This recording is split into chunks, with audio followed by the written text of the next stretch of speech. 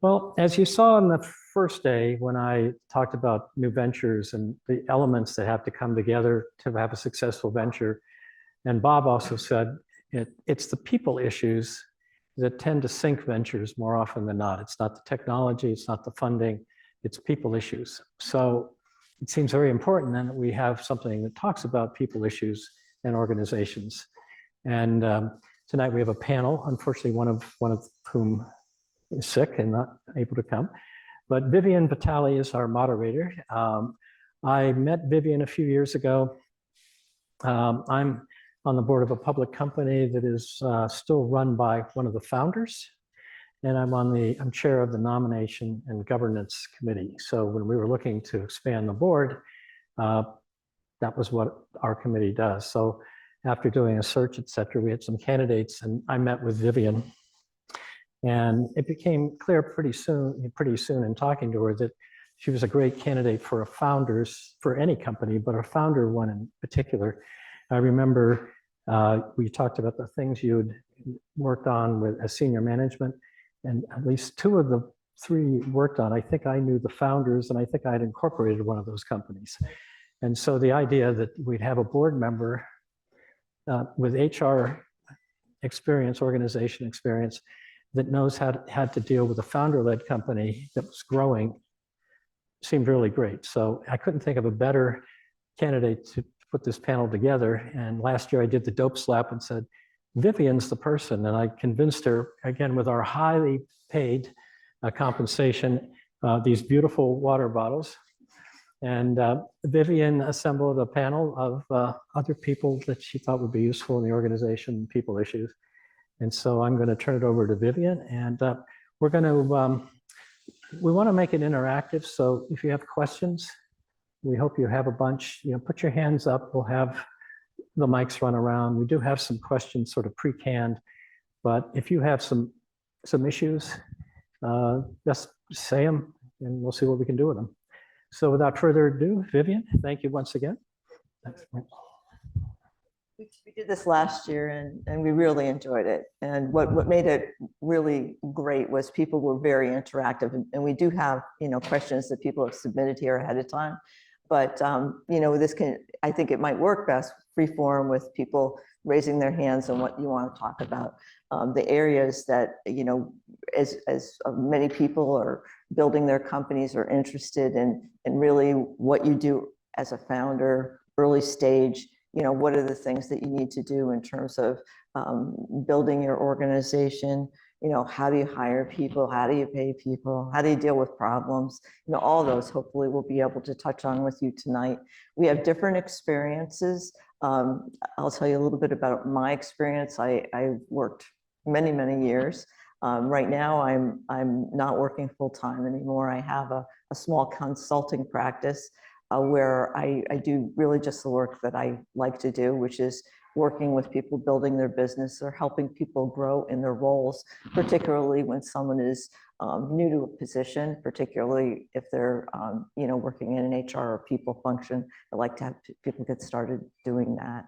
And then I'm on two public company boards with Joe. I'm on the NetScout system boards. God bless you over there. And also Progress Software.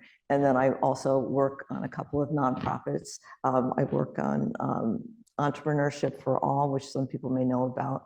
Works outside the Boston area, helping entrepreneurs get going and help them get their business launched. And then I work with a company, an organization called Family Services of Merrimack Valley, which is a nonprofit that helps the disadvantaged in the greater Lawrence area. So it's a little bit about me. So I'm going to turn it over to my colleagues here. We've worked together before, and I thought that they would be able to provide a different view of some of the questions you might have than I might have. And I think really highly of them, and I know that they'll offer a lot tonight. So start with Kim here. Hi, so I'm Kim Crowley. I've had the pleasure of working for Viv as one of my first bosses in my career, my HR career. So 25 years of HR experience. I am a VP of HR with Thermo Fisher Scientific. I started with them in 2010. I sidestepped and went to a much smaller company a few years ago by the name of Azenta Life Sciences. So I've always really kind of grown up in much more of the life science industry. I did go back to Thermo Fisher, so they are now. I have on the flip side, while Viv has had smaller companies, co-founders, I've been on the flip side of it with larger companies as we start to look, very acquisitive companies, start to look at acquisitions. What do we look for? How do we handle different scenarios? And how do we introduce them into a larger company? So, very happy to be here and looking forward to the conversation. Hi, I'm Michelle Bonifant. I too am very happy to be here with you today. So similar to Kim, I started my career working for Vivian. She was one of my first, I call real bosses, when I was toying with following in the legal field, or if I would head into technology. My career has spanned high tech. So I have spent all of my space in high tech. I currently am the Senior Director of Global People Operations for QuickBase, but I pivoted away from HR for a number of years. So although I started in that space, I had an aptitude for technology, and I leaned into the go-to-market space with a human capital management organization. I worked for Ultimate Software. They merged with a company called Kronos to become UKG. And I had the privilege of working with hundreds of companies, small companies, mid-sized companies, large companies, operationally, to understand their infrastructure and how to set them up for success. So I'm happy to be here with you today. I'm happy to share the learnings that I found along the way. I've participated in many different mergers and acquisitions of small companies, large companies, and really put that infrastructure in place. Good. Thank you very much. So I just tell you a little bit about how I always approached my work. I never ever thought I wanted to work in a capacity where I would be doing people or HR work. But I started out really more in public relations, marketing, and what have you.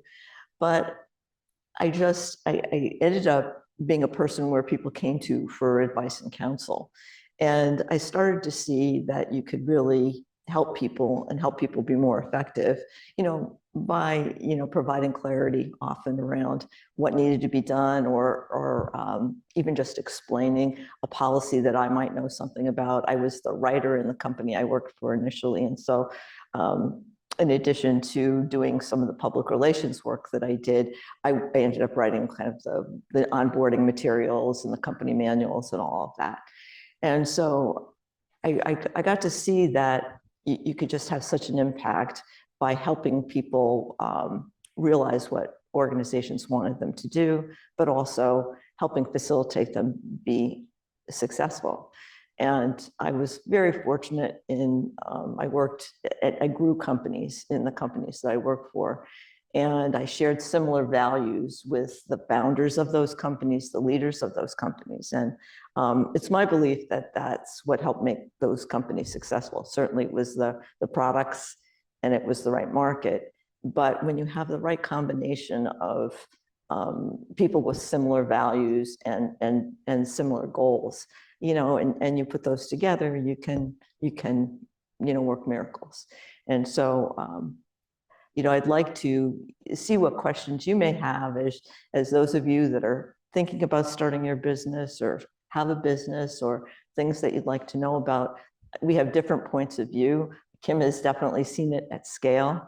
Michelle has done both sides of it. As she mentioned, she's, understands a lot more about technology than probably Kim or I do.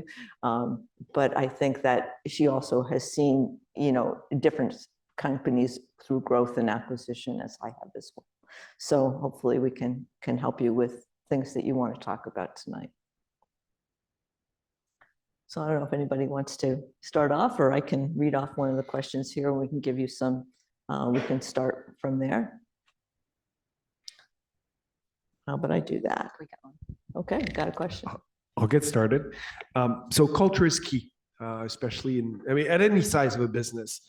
When do you bring in HR? At what point? So let's say you just incorporated. When should you start thinking of that HR function? And in order to keep that DNA that you have with maybe those co-founders, that special spark that you want to instill in the company, how do you ensure that goes on even with investors coming on? Okay. I think that, whenever you're starting anything, right?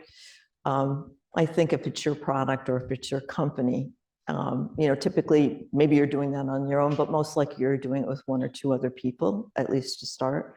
I think it's important for you to talk about what's important to you, and to make sure that the people that you're working with, particularly, I've been in situations where there's been, co-founders that co-managed, and, built their companies from there. And having alignment, I think, around what's important to you, important around what you're trying to develop in terms of the quality that you want to put into it, what are the values around what you're producing, and then, how do you operate together, right? What things are important? Trust is something that gets built over time. If you're going into business with someone, hopefully that you have some measure of trust or understanding there. But I think it starts very early, right? And I think whoever builds that organization, he or she, being conscious about it from the beginning, particularly if it's something you want to grow and expand, you're gonna create an environment, and you're going to create a livelihood, hopefully for yourself and for others. You want to make sure that has elements that not only are sustainable, but also things that you believe in. And in terms of where, I think you start that early on, right? And then I think, when you bring people into an organization, I did consulting with companies that were really small. I used to say that, my rule of thumb was around 50 people or more. You needed some sort of help in that area. It could be maybe somebody outside, it could be an advisor, it could be family, it could be somebody, you need somebody outside your circle to help you figure out how to structure, to help you figure out, how to build your business. And maybe it's even a little smaller than that, depending on, what the nature of the work is that you have.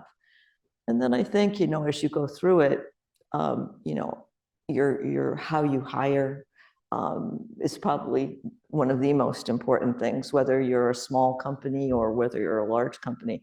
What that process is and how you vet people and how you treat people in that process, whether or not you hire them or not, is all a part of creating that culture. And I also think that early on, it's important for companies to have a cadence. Just like I had one boss that used to say that managing was often like parenting, right? So sometimes if you have regular routines around how you do things, it becomes predictable, but it also gives people a sense of security, and that you do that as you parent, but you also do that when you manage and you build an organization. And then I think, as you go through that, you go through a lot of, you make mistakes. Sometimes they're hiring mistakes, sometimes they're directional mistakes, and having the ability with your team to figure out how to move on from that, you start to create the environment, and then you build upon it from there. And I think it changed. I mean, largest growth I saw was probably from a company of 55 people to probably around, I guess we were about 2,000 people when RSA was sold. I worked at a company called RSA Security that was bought by EMC. at each stage of growth, it was sometimes a different company and you needed different things. But I think what was important is we came back to the values that we had around how we wanted to run our business, how we wanted to treat one another, what was important, what we measured. I would say the organizations that worked best for me and the ones that I was most proud to be associated with were the ones that were organizations of high achievement, but also human kindness. And I don't think that they're mutually exclusive. We very high standards. I think that you don't compromise those. But I do think that you still can have a how. And even if you have the tough things that you have to do in an organization, we were just talking about that now. There's a how in terms you can treat people, even if you have to make a change in the organization, or if you had to do a workforce reduction, or whatever the case may be, where you can still treat people with respect and kindness, even in difficult times. So my point of view on that question, I ask these guys to jump in a little bit.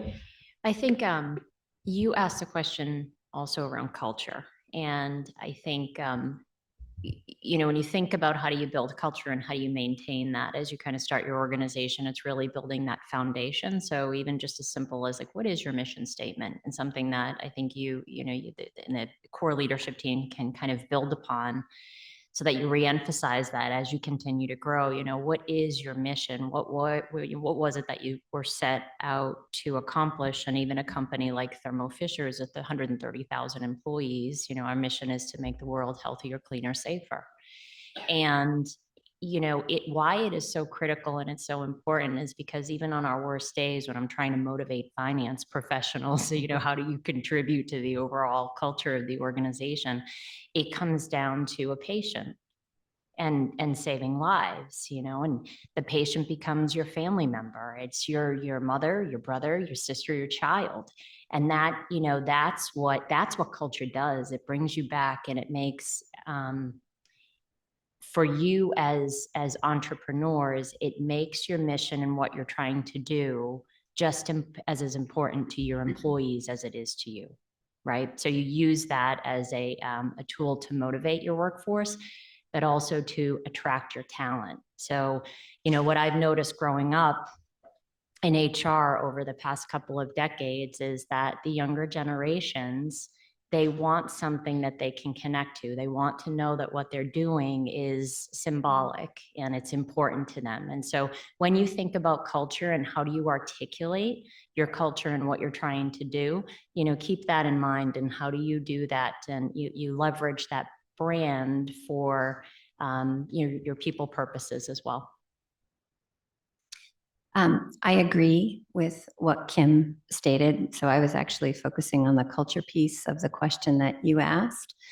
I can tell you that one of the companies that I am most proud to have worked for and worked with started relatively small with a problem. The founder worked for ADP and he was unhappy with how things were being processed. He was a salesperson. He thought he had a better way to create a product that companies could use. And so he took himself and a gentleman that he worked with and just really kind of out of his, garage, started a product with his brother, who was more the technical piece. But I think what I admired most about their philosophy and how they approached it, they really cared about people. It was people first. And the motto was that if you took care of your people would take care of your customers and everything else would work out. And it seems very simple, but it was true. And he never shied from that. He didn't formally hire an HR person to kind of run the business, but what he did do was he hired people who believed in people, and they were hard workers. They were really high achievers. And then naturally what happened was people kind of gravitated to the roles within the business that they had their strengths and weaknesses with. And then he hired over time where there were gaps. But the philosophy never changed.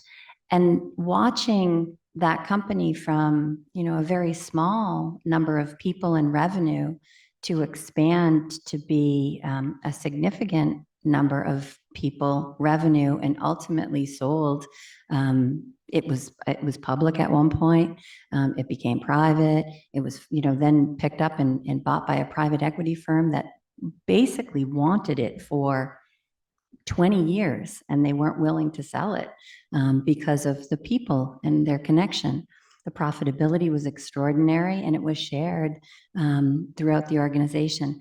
So I think Kim is right. I think that you have to have a mission statement. You have to have something that your organization ties to that throughout the business. So for me, I wasn't in HR, but it was something I always thought of. I knew that I was going to be taken care of as an employee, and so I took care of my customers. And so as a result, revenue was generated. So I think it's very important, the line with culture.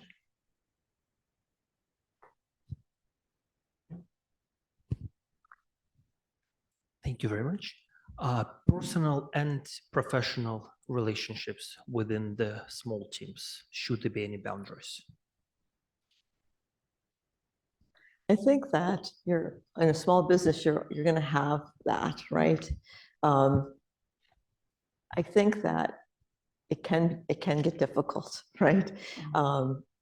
Particularly friendships, and I think what helps with that, okay, what helps it work is a level of understanding about, say, two people as friends going into business together, or friends working together. I think role clarity in terms of who is really responsible for what, and an awareness of one's own strengths and weaknesses are, particularly in sort of a co-founding situation or an early stage situation where you're maybe bringing together people you were in school with, or maybe people you've worked with before, or what have you. And those relationships may have started out as friendships and then had a professional component, or vice versa, right? But I think the role clarity is really important, and also norms of behavior, and really having discussions, not waiting for those to evolve. If you decide you're going to go into business with someone you've developed something with, for example, I think talking about that is really, really, really important, and setting that up. As organizations evolve, I think there has to be sort of rules of the road for how people operate. I mean, we work together. We were very social. We're very good friends now. And, but when we worked together, our friend, we had a collegial work environment. The friendships really developed more later. And the friendships developed out of really mutual respect, and from working together and achieving something together, building something together. I mean, once you've had the opportunity to build something together that's successful, I mean, it's euphoric. And there's nothing like it. And my best experiences were really building organizations that could thrive. The company that I grew up at, I was there 10 years, and the company was sold on the week of my 10-year anniversary there, which was and my birthday. And it was just one of those things. And but I was so proud of it, and I will tell you, I remember crying that day with my children when that happened, because I didn't spend as much time at home often as I did at work. It's just the nature of what I did. And, I'm telling my kids, this is, part of your legacy now. It's like, Mom, you were fine. You were just a guilty working mother. But having that pride in building something together, right? So I think having a dialogue around it, and early days doing that, and establishing who does what, and also knowing sometimes when to back away, right? I have seen a couple of situations where I consulted where, there were co-CEOs, for example. That really doesn't typically work very well. One person usually needs to be in charge. It's not that the other person doesn't add equal value. And that's often why you often have your CTO person and maybe your person that runs the other side. Or the last company I worked at, the founder never wanted to run the company. He just wanted to be the evangelist for the product that he helped develop. And he decided that early on. So there were other people that came in and ran that organization. So I hope that helps answer your question. The question that I have is for entrepreneur who build a company, so is a founder, and subsequently there's some people who want to join the company, and they kind of try to be also have a title of co-founder, something like that. Is there a difference between founder and co-founder? So that's number one question. Second one is actually in terms of for like a startup company, sometimes high growth, so you need to bring a lot of people in. And sometimes you're not sure whether eventually that person will work out with whatever you're working on. So I wonder whether in terms of how to structure that kind of relationship, is it going to be like using a time frame of 6 months or a year or 3 months, or which time frame would be reasonable to work with a person, try to figure out whether it's a fit or not? And in terms of compensation wise or equity arrangement wise, is it the vesting is the only way to kind of make this kind of arrangement, or what other arrangement might make sense? So those are the kind of questions that I have.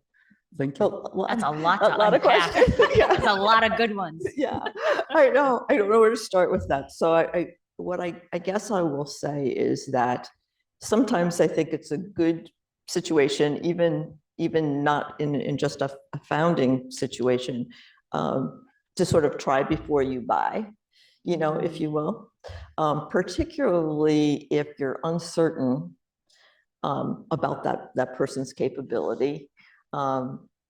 Sometimes people may represent their skills different, better than they are. And so if you can have someone come in as a consultant, I think, depending on what the nature is that they're providing the service about, I usually could assess that, I would say, in less than 3 months, sometimes a day.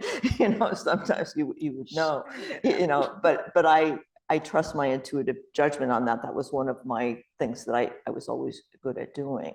But I think that within 3 months, I mean, that's why in the past, people used to have these 90-day probation periods. When people came in, they don't do that so much at work anymore. But you can usually tell if people are going to be contributing. And most importantly, you're going to be able to tell if you're going to have good give and take with them. And so, to bring in someone in that respects, and then it depends on what you can afford. It depends what that person's expertise is.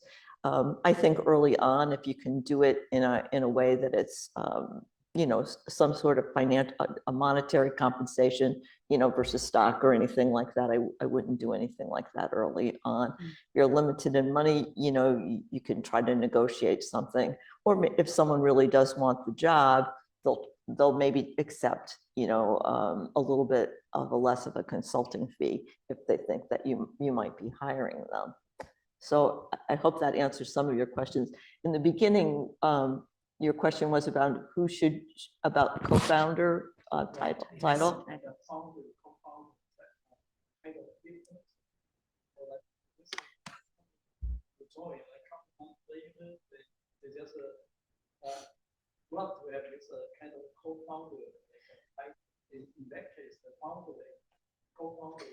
It can be ambiguous, and yeah, I think that, in the situations where I've seen the co-founders, they really did come in together, right? It wasn't that somebody came and asked for that, coming in. I personally have not seen that.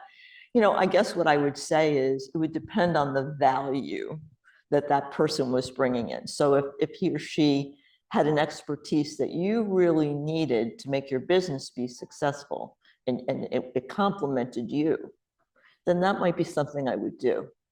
Okay. But I don't know that I would give it away right away.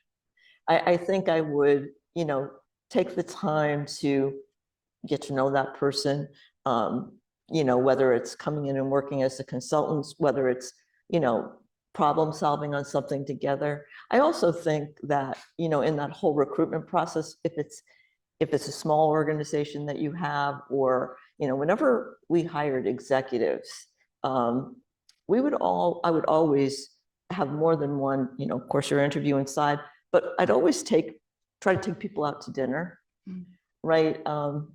You know, and just in an informal environment. I mean, I used to always look for how well people treated the wait staff in a restaurant when we were going to hire an executive. You know, did they treat that person with respect? How did they behave around others?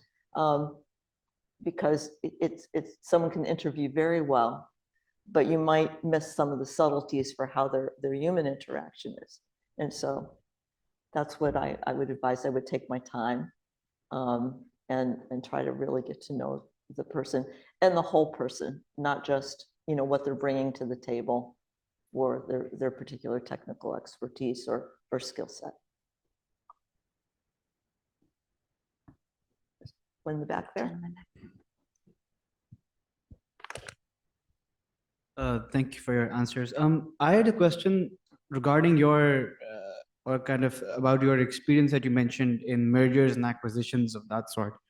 So I wanted to kind of ask you for that underlying advice that not everybody might know, but you guys in your experience might have found regarding, or rather for a startup that's trying to be disruptive against these big and large companies, but at the same time is facing battles in being acquired by those large companies. What advice would you have for those startups to be disruptive and to kind of dominate in that sense and overtake those larger companies?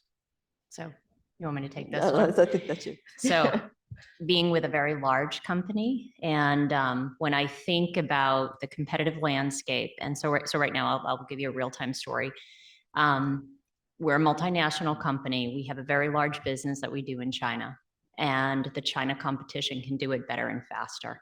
And they're small, they're much smaller than us. So, you know, I was in China over the summer and we got the opportunity to go meet with a bunch of customers. And the difference is that our sell is size and scale. We can service anything you need. The problem with doing business with a larger company is the pace is slow and the rigidity is large. Okay. So the smaller companies build on the relationship and how flexible, nimble, and fast they can be. And that's the difference, you know, it really is in terms of, you know, customer service. And then there's always different dynamics that are playing from an economic standpoint that you just got to get ahead and kind of, you know, be on top of and think about. But frankly, those are the things that being a large company, it irritates us. It's like, oh, we just can't move fast enough, or we cannot accommodate for this particular customer, because that would mean we have to extend that to other customers, or, you know, things of that nature. But, you know, that's one thing. And then certainly, you know, depending upon what is going to be, you know, what you're selling, it's going to be, you know, whether it's quality. What we find with the smaller companies, it's usually price. They can do it for a better price. So if it's a good enough type of product where the customer's looking for, they're not necessarily going to go for our bigger quality product that we've invested a lot of R&D dollars in, but they're going to look for the good enough product that's at a better price point. I would say also one of the companies that I'm on the board for, company's been around a long time. It's an infrastructure company, and our direction now is growing through acquisition. And you know, we've been very selective and disciplined in that process. The prices for companies over, you know, private or ones that are being divested or whatever, is because of all the money that's been in the market. It's been really hard to compete sometimes with what private equity could do. But what I would say is that with the right approach, when we've been acquiring, been really careful to keep the right talent, particularly the people that understand the technology and whatever. And many times, the people that have founded these companies have a very strong following of the people that work for them, right? And so in order to retain them and also make sure you get the most out of that acquisition investment, to make sure that you're keeping a founder at least for a period of time and make it a win-win situation, that I think works the best. And the smart companies, I think, understand that and know how to make it attractive for people to stay. I would agree with that. So in my current organization, it's a strategy that we have. So rather than building out the product offering that we have now, we're looking outside to see, what products can be complementary or for something that the customer will utilize. We acquired a company last year ago, June, and the revenue component on that organization is extraordinary. It ran intact as a separate part of the business for almost the better part of a year so that we could really assess the talent that was there. The founder is still there. He had a great say in, how the operation would come into the business. And it's only been the past 6 months that it's now that I would say outside of the G&A functions, that part of the organization is now rolling up into the engineering organization. So I think there's lots of opportunity there. And I think from my experience, companies want their acquisition to be successful. And the talent and the people that are there, oftentimes it's not simply the product that's the most important piece. Yeah.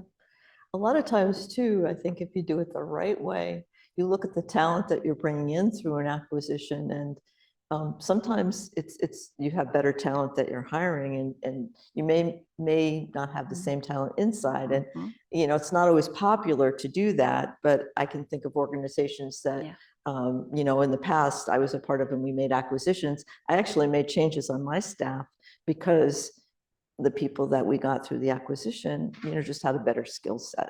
And that's never an easy conversation, but at the end of the day, you have to do, what's best for the business, and, hopefully, and, you got to go with as a meritocracy, in my opinion. Hi, thank you for sharing. My question is, I'm going to bring back the topic of, interpersonal interaction and relationship. I think, yes, as a founder, I actually find myself to be more, I value relationship more than interest. Like, that's just the way I am. But sometimes I feel like it gets in the way of the business. And also, I think sometimes I'm being too understanding, and and that can be somewhat capitalized or by other people, or come across as you're not setting enough boundary and stuff. I think some founders, like founders comes in a variety of boxes, like they're different. So maybe there's a team or a certain dynamic that work better for a certain type of founders. So throughout your experience, what's your advice for people in my situation? Yeah. Thank you. So here, the best advice that I can give you is, and it's interesting because I just had this conversation with one of the executives that we have, and I think the best thing that you can do, we try oftentimes to look at the faults that we have and change them. And there's going to come a certain point in your career where you have to step back and be very self-aware of who you are. And you look at the strengths and you look at where you have opportunity, right? And so you said oftentimes you may not have the boundaries that you need. That's who you are. So even when you think about that from a leader standpoint, that is who you are. So you say, okay, these are the things that I'm really good at. These are the things that I need some help with. And you go higher and you put people that trust, that fill in those gaps around you. So, my advice to my colleague, as we were talking about it, he's incredibly strategic in nature. He's very broad thinking. His issue is that he has a really hard time bringing strategy to execution and mobilizing his workforce. And so instead of sitting there and trying to change him forever around how do you articulate that strategy better, we try to put folks around him that he trusts that are execution oriented, and then they go off and they mobilize the rest of the workforce. So you might want to think about, how do you complement your own style with people that are a little bit different, that you trust their advice, because that's going to be hard. Those conversations will be difficult, but that when the person comes to you, okay, they mean it with the best of intentions, and they can balance, some of that out for you. Yeah, I agree with that too. I think we are who we are, right? And so I can think of a point in my career when I first got into a more senior role, I started to try to be somebody different than who I was, when I was, more hard-nosed about things, for lack of a better way to describe it. And I didn't trust my intuitive judgment as much as I used to. And I wasn't as effective, right? So I think, if that's who you are, I think Kim's advice is good advice. Understand who you are, and we change a little bit, but over time, we're pretty fully formed by the time we get to around 30, 35, even more when you're over 50. And then you just hire to your complement, and take trusted advice of people that are different from you and have a different point of view. But I think that, understanding who you are and having people probably appreciate the fact that you are like you are, right? And that you do sounds like you show empathy and consideration, very much so. And that's a gift. It is a gift. It's also, it's a muscle. So the more you use it, the better you'll get at it. So the more you recognize that that's not your strength and you need to lean on someone else to do it, the better you'll get at being able to recognize that. And it won't be as painful for you to do, because I think when you do have that element of empathy, it's hard to push people away at first. But just know that you're doing better by them by putting them in front of people who are better able to lead them in the direction that they need to, and then you can focus on the things that you need to. You'll get better at it, I promise. We have one way in the back there. Yeah. Let me get this to you over here. Getting your workout tonight. I know. I already hit my move goal. Hi, my question is around female founders and balancing some of the traits that some executives might not find as common within founders, and how to balance being yourself and being that other persona that some people are used to, especially when you're raising and when you're scaling or hiring senior members to join your team and your board. That's the first question. The second one is more technical about, as a startup, there are no processes in place. Maybe you just set up milestones and goals for your employees that change regularly based on performance. But at what point should we actually put that down to paper and start writing down processes for the company, so that, it takes a lot of time and a lot of thought that comes on with the strategy. It's just, how do you see, when do you see that as being very important? Okay, so I'm the process girl here. So my bias is that you should have SOPs out of the gate. You should document, you should put them in place. It doesn't mean that they live forever. But if it's so much easier to do business when you know what you need to do, and when you have guidelines and you have a place that you can refer to and you can send people back to. It's easy to find worth in all the other work, but what will happen is, if you don't put policies in place and you don't put process in place, inevitably, you're going to spend more time having to stop and address issues that you wouldn't have had to if you had them in place. And I think the earlier you do that, the better that you are at them. They certainly can be changed. They're not there forever. Yeah. I agree with that. And I think that it doesn't mean you have to be bureaucratic, right? But I think process is important. Again, back to from an early comments, routines. So people have guidelines and guardrails for work. I think the thing that makes organizations, people effective is having really clarity around, when things are wrong, whether it's at home or whether it's in a relationship or whether it's at work, the degree to which you can be clear about what your expectations are, clear about what your own needs are, clear about what the outcome is you want to be, always focus on clarity, I think always makes things better.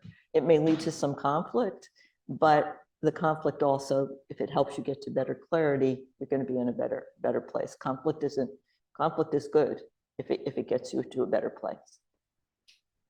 Your first question though, my own personal advice to you, you just be you. Exactly. Female or whatever, you be your authentic self and that'll take you a whole long way.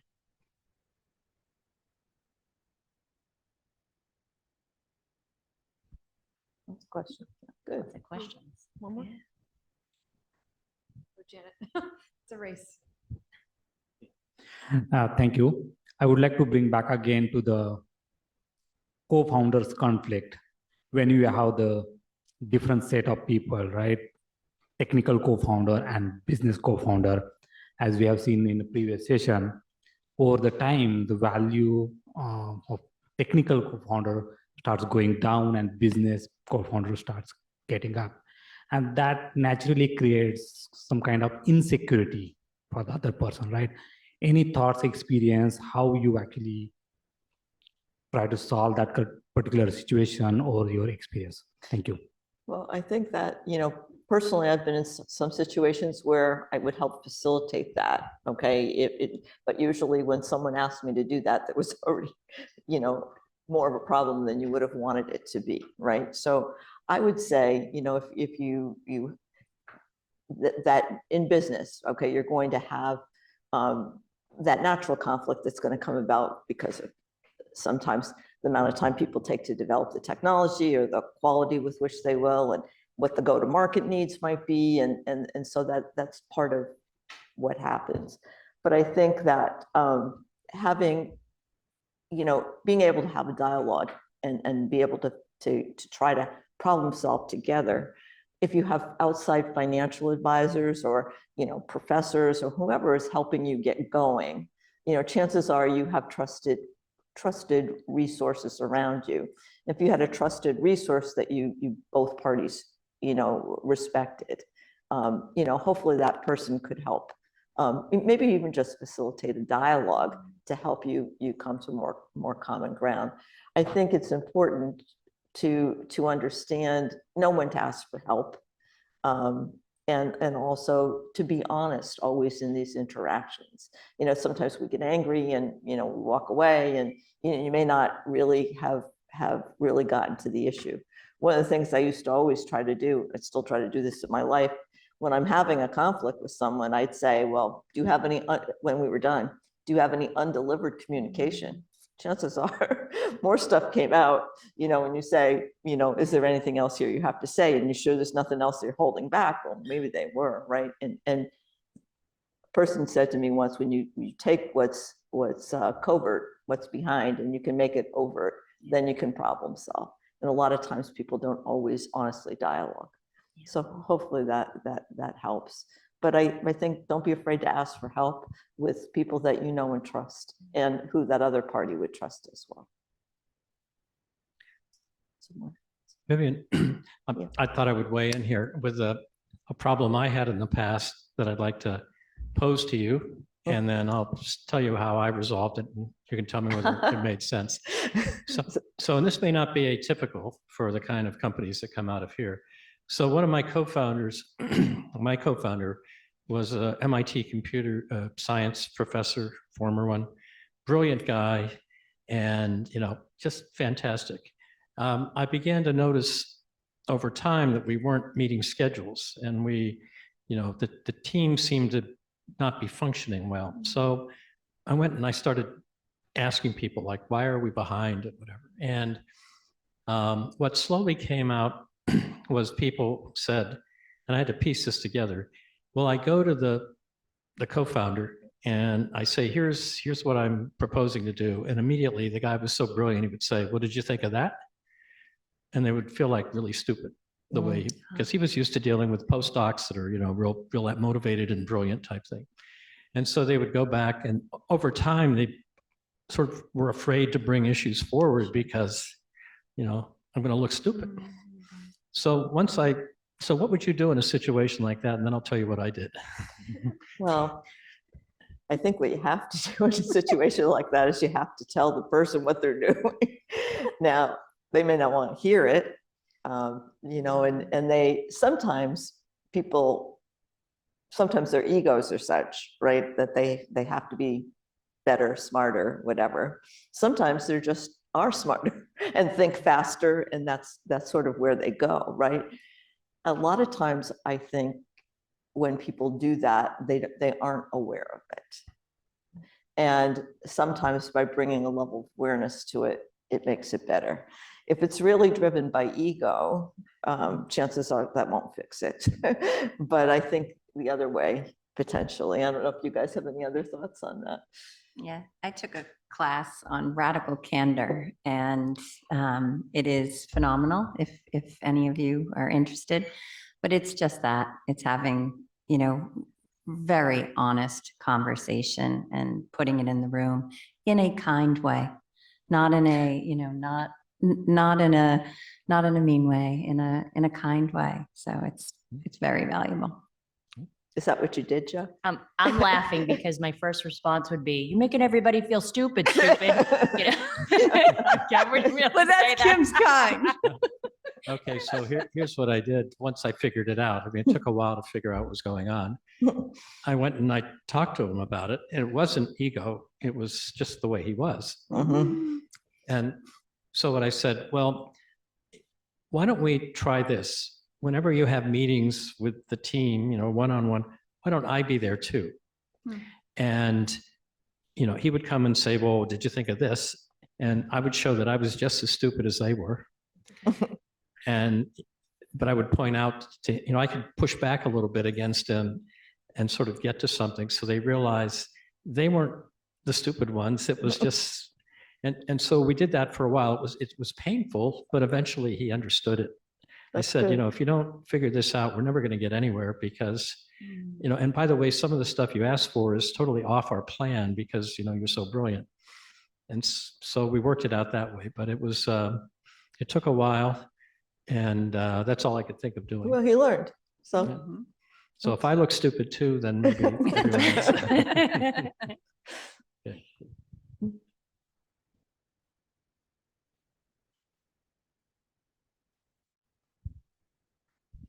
Vivian, you mentioned bureaucracy a little bit, and I was wondering, like, what level of a company does that start to be a concern from an HR perspective, and how do you avoid the pitfalls of falling into kind of the bureaucratic tendency?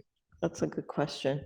Well, the nature of the beast of what we do is some of it is, HR function has so much to it, and a lot of it is there's administrative, right? Because we're paying people. We have to figure out where we slot people in an organization.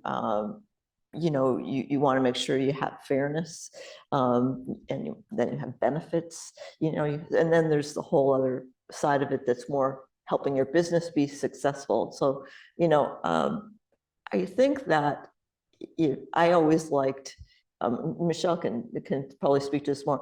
I think if you had systems, and this is where I think technology can help, if it's managed appropriately, right, when you're structuring and putting systems in place. And I'm all for putting systems in place and process in place early on, because it's much easier to build upon it than it is to go back. I joined one company, it was 500 people when I joined.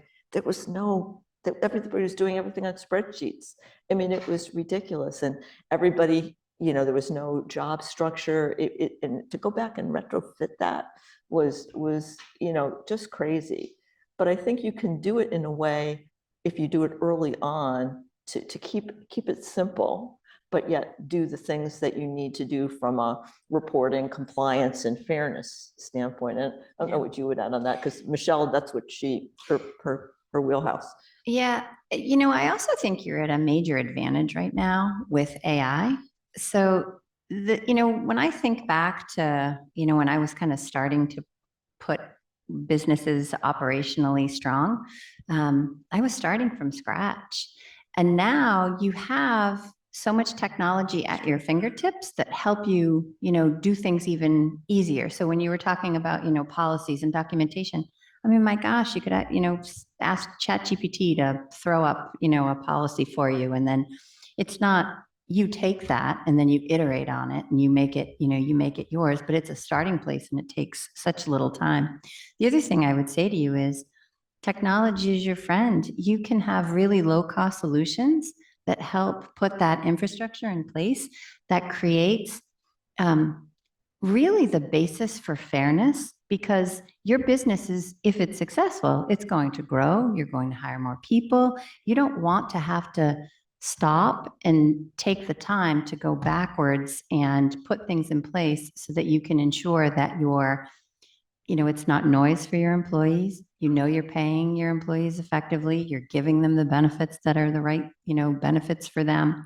You're staying compliant because the government and, legal is going to want to make sure you're doing all of the things that you're staying legally compliant. And there's a lot of opportunity for you to do it with low cost technology today. Yeah, I think the bureaucracy comes in, honestly, in organizations that get too hierarchical. I believe in organizations being very flat. I believe in letting your decision-making be as low in the organization as possible. People are more engaged, they're more empowered, and generally they know what needs to be done.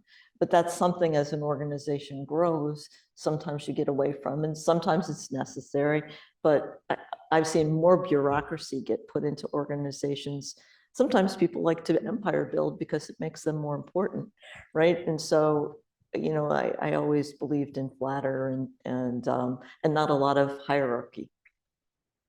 I think the test is when it doesn't make sense anymore, then you've got too much in. And it, 130,000 employees, I can't tell you how many times it's, somebody will tell me, well, Kim, this is what the process is. Okay, the process is going to prohibit us from either meeting customer needs or driving revenue. It just doesn't make sense anymore. It's just that, I'm oversimplifying, but so ask yourself the question, is it getting in the way of you actually running your business? That all makes sense. Thank you. I have a question about delegation. I started my current business about a couple of years ago, and as a founder without any funding, had to learn a lot to do things, especially things that I actually did not expect to learn. And of course, over time, you actually get better because, of course, you're practicing this. And now I'm in a position where I can afford to hire people, and I found it super difficult to actually learn how to delegate, because it does not matter how much people work and how much love they put into this work. It just doesn't meet my standards. And I find it so difficult to keep myself away from stepping in because it's my baby. Yeah. And I don't know, it's like trying to, but it's difficult. So I don't know if there is any advice. Well, I've seen that movie. Every day. Yep. Yeah. It's hard, right? I think, though, as you lead, okay, one of the hardest things to do is you kind of have to turn over a little bit of control of your destiny to others, right? And that's hard to do. And you have to trust, and you have to have the right people, and all of that doesn't happen overnight. But it takes a certain it's a personal growth to be able to do that, because we want to control the things ourselves, especially if it's something that we've built, right? And I think it's very hard, very hard for founders to let go. It's literally their baby, right? And having that balance is I think will always be difficult for anybody that's founded an organization and has to stay with it. I think hopefully the key is having people around you, like in the example that Joe gave, that'll help you and give you feedback, to know maybe when you need to jump in and maybe when you need to pull back. That's, I think, the best advice I could give you. I think it's reminding yourself too that doing it yourself all the time is not a scalable model, right? So, I mean, that's the hard reality of it is, is it scalable if I continue to do it myself? And you'll burn out. You'll get tired, you'll get angry, you'll start snapping, people will leave, they're not going to want to be around you. All of those things. Trust me, high control right here. I have 4 children. Trust me. I have learned that it's better to let go and better to help when they need you.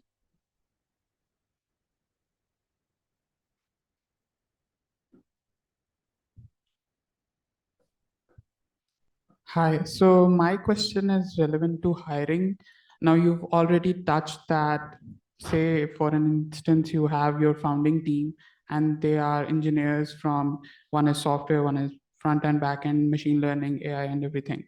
And now you're at a phase where your product has gained attention and it's time to expand your team further. So your founding team is now responsible to hire that talent, but they also fear that they might find someone who's better than them at it. Now, you're trusting your founding team, but you also have that sense that they could be doing this. How does a founder navigate around that? It's a really problematic scenario. It is problematic. You want to jump? Yeah. I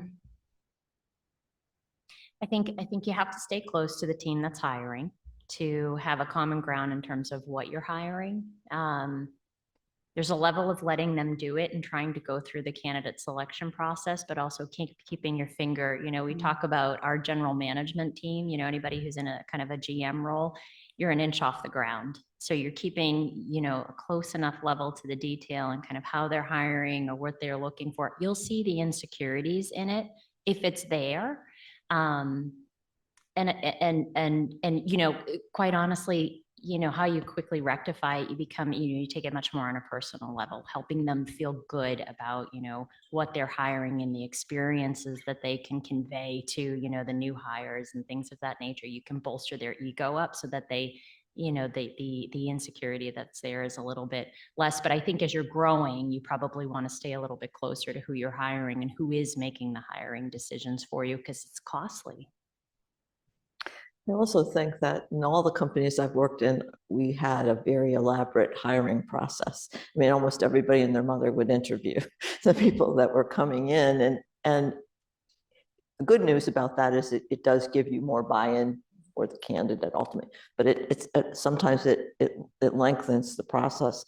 I've seen us lose candidates because our hiring process was too inclusive. The other thing too is, the hiring manager should make that final decision. And I think having clarity around that, yes, I'll take all your input, but ultimately, say you see a candidate that is higher skilled, and that's going to complement the team. Some of the other people that might have been a peer, may not have supported that. They may have felt threatened by something like that. So I think real clarity around who the decision maker is, and I think a group think isn't always the best. I think it's good to take everyone's input, but then you make your own decision. Another question regarding interpersonal relationships in a team of sorts. Now, another scenario, you actually responded to him about that. You can have a judgment from everyone in your teams, have with them all an opinion and discuss it with them. But I've seen a scenario where obviously the founder has authority, and although everyone's sitting in front of him on a round table, people are fear that if they talk about office politics, that's disrupting their normal operations or productivity. And the reason being is someone close to the founder. They fear that mentioning that would obviously have the other person mention to the founder that this is the reason that the team is not operating and he's the one fueling that politics. Now, that's another scenario where you're trusting someone, but you are taking everyone's opinion. Yeah. But you still have to decide who to lean on in such a situation. No, I think that that's hard. And I can see how that can be an issue, especially in a small organization. I think that over time you will have, or the founder will have, you will always have a more trusted colleague, right? But trust goes both ways. And I think that I would judge people by their behavior and actions. And if someone is not operating in good faith or breaching confidences or whatever the case may be, I would think about my level of trust with that person. I would try to talk about it or get it to be better. But I think that those are human dynamics that are always going to happen, right? And there's going to be people that you can just count on, and I might weight that person's input more heavily based on my experience and their honesty and what have you, if that's helpful. So all these issues discussed are quite complex because they relate to human behavior, emotion, and stuff like that. But at the current age of AI, I wonder, in terms of all this practice, all this experience, all this insight that you have, when a founder, people sit here looking for assistant, is there any particular a tool that you would recommend, resource that beyond consult with you, of course, tons of experience, tons of insight, but at the same time, is there some resource out there that actually can, on a daily basis, sometimes you can utilize it to get some guidance, reference, things like that? There's a lot of different things. So why don't you guys talk about some of your experiences and I can jump in on that. Yeah, there are a lot. Do I believe that there's an assistant that would take over our role today? No, I don't. But I'm an embracer of AI. I know that there are folks that are nervous about it, and rightfully so. But I do see a lot of potential coming, and this may be more than what you're looking for right now. But I have spent a lot of time with LinkedIn and in the hiring space with LinkedIn and LinkedIn Learning. And the technology that they have embedded in their product that you can use is extraordinary.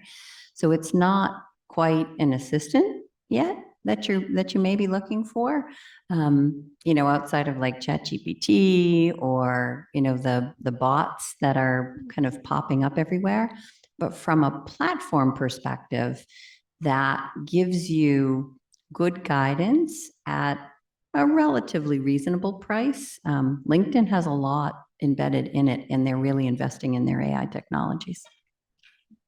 I think from a self-development standpoint, there are things that you can do too. I think that, hopefully we're all a work in progress as long as we are on this earth, right? And so I think it's important to try to be as self-aware as we can. So if there's programs that we participated in, we made an investment in the company we worked in together.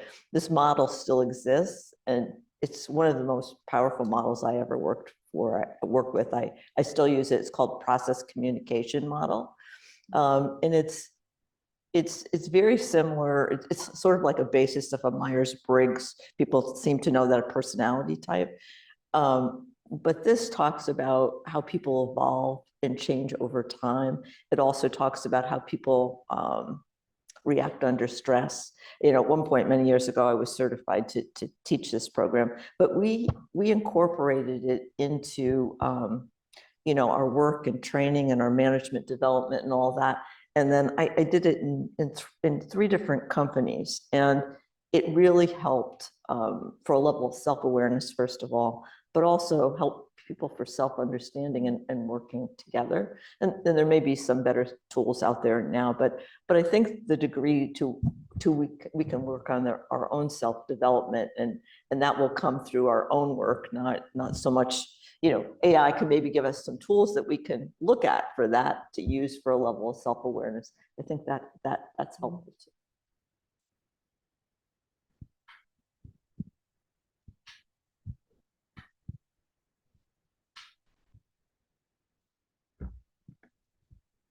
So it's my understanding that the first few employees that you hire in a company are crucial to forming the culture of the startup company.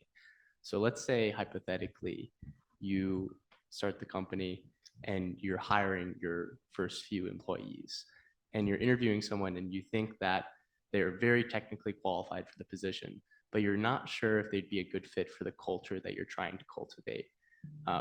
Firstly, is there anything that you think you could do about that to sort of meld them to the culture that you want to form? Or secondly, do you think it's worth finding someone that you think might be less technically qualified, but better fit for the culture that you want to create?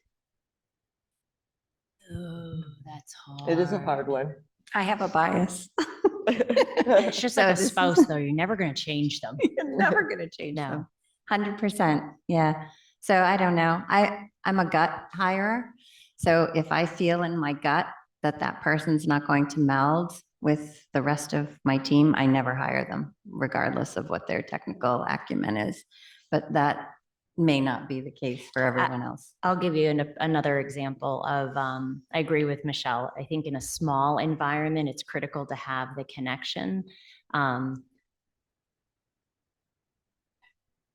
However, I will give you an example of, we have, somebody in the company that I work with, he's like mass spectrometry god, and he drives us crazy. And so, but because he is who he is, so a couple of things. One, if they're so technically competent, two things that I'll tell you. If they're going to advance your technology and you can figure out how to manage them and manage the relationship, okay. Second, if you want to keep them out of the hands of your competitors, okay. So I think it's a balance of how disruptive their behavior would be to your culture versus the benefit of the capabilities they bring. Yep, that's fair. And and it may be like the instance that Joe talked about. Is it something, is it the core of that person? Okay. Is it a character flaw? Okay. If it's a character flaw, those aren't easy to fix. And, if someone is mean-spirited or so egoistic or narcissistic or any of those things, even they might be brilliant, it would be toxic. But if it's, sometimes people are oblivious, or they're so focused on something, or they're not aware that they're, doing something, then, that can work. So, but Kim's advice is good too. Sometimes you put that Keep 'em person in a over in a box, How bad do you need it? Yeah. And what is that person's needs too, right? That person might just want to go develop the technology. They may not care so much about the interactions, who knows?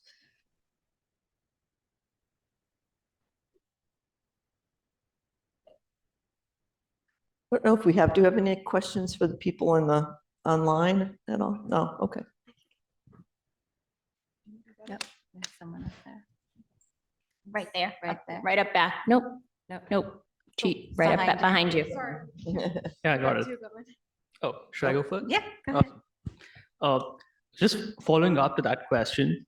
I mean, sometimes, okay, I'm still young, but so I don't have so much experience. But I've seen people change over whatever time I've seen, as in like they were very mean before, but then certain life experiences made them change. So in that aspect, like, do you think people can change if they were like mean and not easy to work with, but then certain things happen in their life and then they change? And what are the kind of examples have you seen, and what kind of percentage would you put? I think people can. So that model that I told you I like, the premise of how people change, and this is true to my own life experience, okay? People change under periods of profound stress when their own needs aren't being met anymore. So you have to do something different because life isn't working for you. And it isn't necessarily, I mean, sometimes it happens with a tragedy, unfortunately. Sometimes someone dies, sometimes someone gets ill. And sometimes, you know, life's just not working for you. And so you have to do something different. I have seen people change with that. I've also seen people go through real tragedies, okay? And they were still wonderful, right? They were, and they didn't let the tragedy get them down or whatever. And so, you know, as human beings, I think we are remarkable in that we can still change and we can learn and whatever. And but I do think that's when I've seen the change happen with people. And sometimes, you know, people aren't successful. I've seen a person that was very good at what she did. She got fired from a lot of jobs because she didn't work well with others. You know, but the quality of her work was really good. And this person now I've known her almost her whole life. She's, I'd say, in her mid-50s. She's finally come to it that, you know, it was her own need to have high achievement and not be collegial that got in the way and caused her to lose her jobs over time. And she's been much more successful later in life, but she's kind of learned what she had to learn. I think what I would ask you is, people change when they want to or experience changes. And as founders, do you want to take the time, the precious time at the beginning of your journey to hire people that may have to change to fit into your organization? Yeah.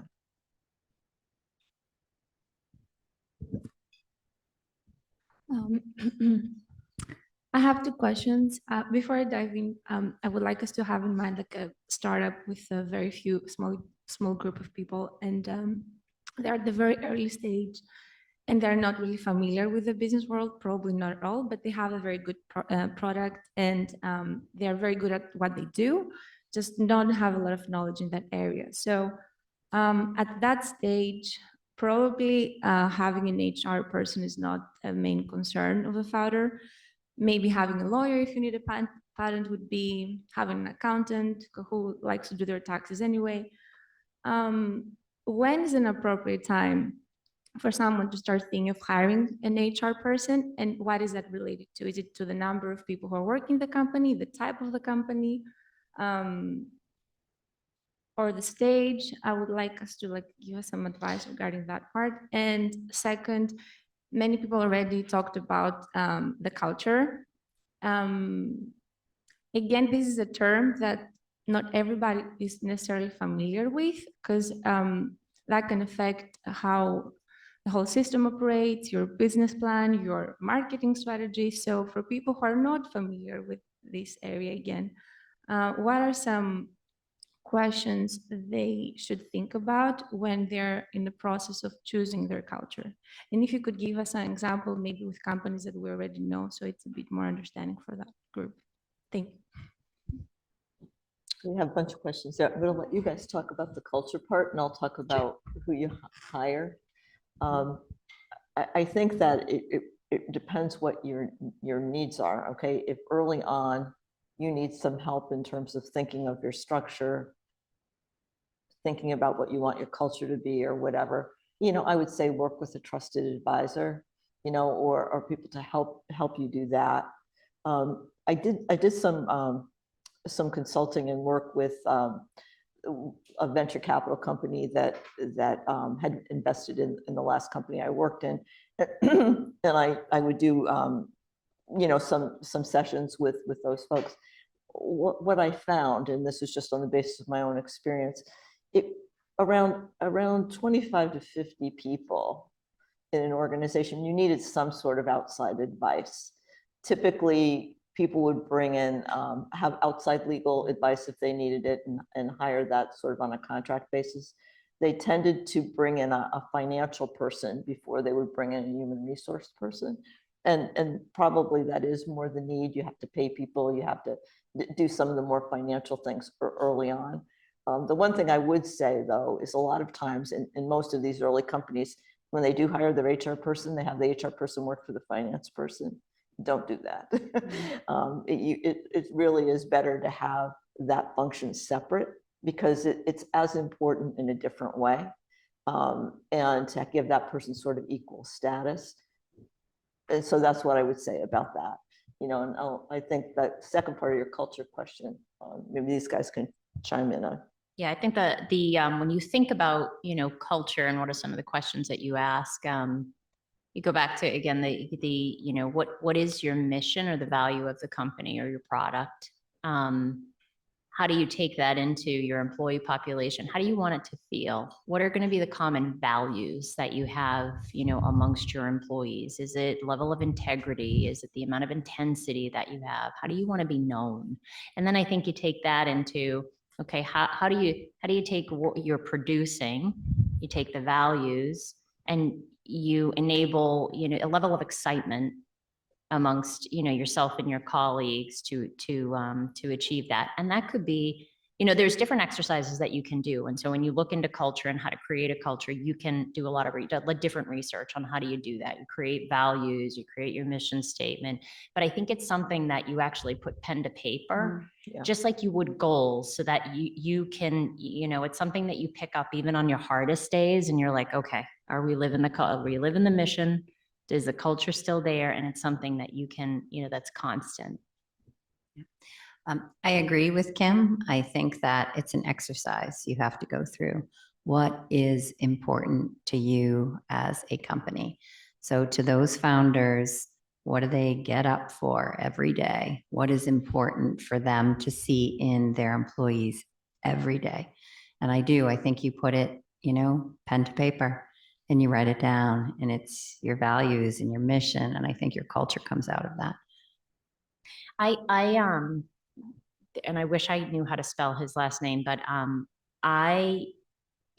so the last company that I was at, it was a smaller company, and it was a conglomerate of a bunch of small companies that were bought. And what I first realized is each one of them had very separate cultures of the acquired company that came in. And so we were really trying to rebrand, and how do we allow them to keep their culture, but also kind of have much more of an open corporate culture. I had somebody come in who used to be the culture officer of Facebook. And he talked about, he's fascinating. And he talked about working with Mark Zuckerberg, and, Zuckerberg's whole philosophy was, I want every employee to feel like Facebook is their company. And so that's how they started on new hire onboarding, is this is now your company. And, the different aspects of didn't want people dressing up, wanted it to be a casual environment, wanted different spaces for people to think freely, and to be creative about ideas. So, and coming from a life science company, which is slightly different, it was just fascinating. So, Mike Ronglingen was his name. I cannot spell the last name, but, it was fascinating. Well, you could look up Facebook creating culture. It's just kind of neat. Yeah. The thing is, as a leader, or as a CEO in particular, you have so much power. You really do. And you have the power to create that organization, and people will look to you to create the culture and what have you. And in the strongest cultures that I was a part of, I'd like to think that I was a part of it, and I was, but it was really the CEO that set the tone, and he or she, how they behaved and what have you. And the really good CEOs, as the companies got, they never lost their relationships to the employees in the company. They didn't have the hierarchy. They would drop into people's offices and they would travel if it was a global company. And one of the nicest thing about when we were at RSA Security together, we were global in, I don't know, 20 some odd countries or whatever. You could go to RSA Japan, you could go to RSA Australia, you could go RSA Vancouver, you could go RSA India, you could go RSA Ireland. And of course it had its culture for where country you were in, but it was still the RSA culture. Yeah. in terms of how people treated one another, what was important, what was valued, what was rewarded. That's part of also how you set the tone for your culture. Well, we've come up on the time. This is fantastic. You know, I've done this course for a number of years. I've been around the track a few times. Like, this panel is always a great session because I always learn something. And Thank you know, that's something important. So there's been a lot imparted here. I hope you think about it as you grow your companies, you know, from dealing with a co-founder to, you know, maybe acquiring companies when you get really big. And thank you all for your You're very impact. welcome. Thank you very Thank much. you. We enjoyed it. Thank you.